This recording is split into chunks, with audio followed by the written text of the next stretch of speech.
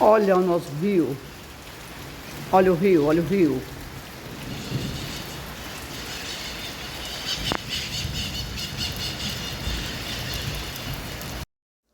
Câmera super slow-mo. Que legal, não? Olha a chuva! Chegou aqui em Assis, gente, como eu falei agora há pouco. Graças ao bom Deus. Graças ao bom Deus. Graças ao bom Deus. Graças ao bom Deus. Olha aqui, a água já tá descendo aqui, ó. Olha aqui. Olha, a chuva tá aumentando. Graças a Deus, gente. Olha aqui, ó. Graças ao bom Deus. E olha ali na frente, ó.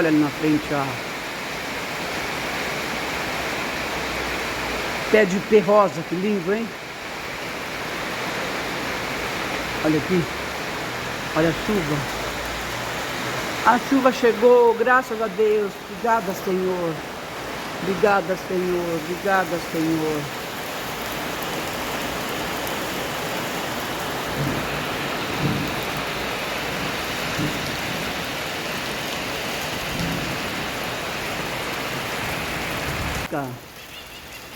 As maritacas, que lindo. Olha só que linda, gente.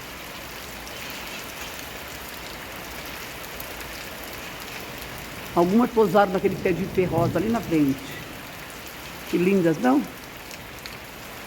Nós estamos felizes porque Deus mandou a chuva, gente. Até os pássaros agradecem, eu já percebi. Cada vez que chove, as maritacas ficam alvoroçadas, a coisa mais linda, assim. Que alegria. Coisa linda, não? Que Deus nos dá os alimentos. Com essa chuva dá o crescimento para as plantações, gente. É motivo de muita gratidão a Deus mesmo. Ouça o trovão! Olha a água escorrendo aqui, olha.